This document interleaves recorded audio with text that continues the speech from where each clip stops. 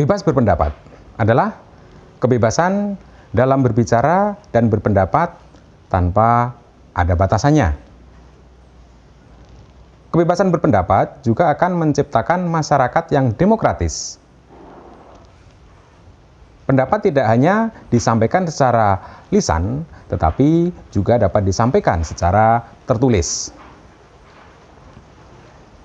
Kebebasan berpendapat melalui tulisan dapat dilakukan dengan menulis tajuk rencana atau teks editorial di surat kabar atau majalah.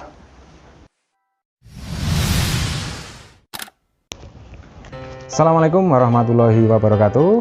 Hai sahabat belajar, jumpa lagi dengan saya, Susilo Ibnu Santoso. Masih dalam video pembelajaran Bahasa Indonesia SMA.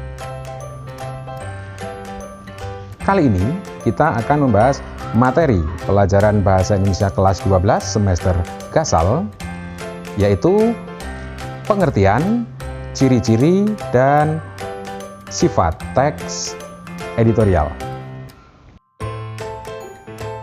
Sahabat belajar, dalam Kamus Besar Bahasa Indonesia, editorial atau tajuk rencana berarti artikel dalam surat kabar atau majalah yang mengungkapkan pendirian editor atau pemimpin surat kabar atau majalah tersebut mengenai beberapa pokok masalah. Editor atau tajuk rencana juga dapat diartikan sebagai opini berupa pendapat dan sikap resmi suatu media sebagai institusi penerbitan terhadap persoalan faktual, fenomenal, atau kontroversi yang berkembang dalam masyarakat. Penulisan editorial atau tajuk rencana dimaksudkan untuk membujuk opini publik, mempromosikan pemikiran kritis, dan kadang-kadang menyebabkan orang-orang bertindak atas suatu isu. Pada intinya, editorial merupakan berita dogmatis. Karakter dan kepribadian pers terdapat dalam teks editorial. Berdasarkan golongan pers, teks editorial terbagi menjadi tajuk rencana pers papan atas dan tajuk rencana pers papan bawah. Teks editorial atau tajuk rencana pers papan atas memiliki ciri-ciri. Yang pertama hati-hati, yang kedua normatif, yang ketiga cenderung konservatif, yang keempat menghindari pendekatan kritis yang tajam, dan yang kelima pertimbangan aspek politis lebih besar daripada aspek sosiologis. Sementara itu, teks editorial atau tajuk rencana pers papan menengah ke bawah memiliki ciri-ciri sebagai berikut. Yang pertama, lebih berani. Yang kedua, atraktif. Yang ketiga, progresif. Yang keempat, memiliki pendekatan kritis bersifat tajam dan tembak langsung. Serta yang kelima, lebih memilih pendekatan sosiologis daripada pendekatan politis.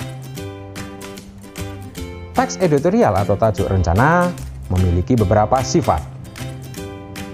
Sifat yang pertama, kausal dan ditulis secara berkala, tergantung dari jenis terbitan media, misalnya media masa harian, mingguan, atau bulanan. Sifat editorial yang kedua, isinya menyikapi situasi yang berkembang dalam masyarakat luas, baik aspek sosial, politik, ekonomi, budaya, hukum, pemerintahan, maupun olahraga. Sifat yang ketiga, memiliki karakter atau konsistensi teratur kepada para pembaca terkait sikap media massa yang menulis tajuk rencana.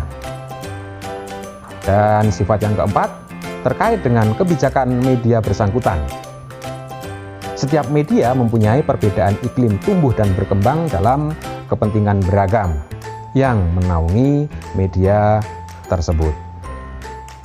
Sahabat belajar, demikian materi kali ini, semoga bermanfaat. Terima kasih. Assalamualaikum warahmatullahi wabarakatuh.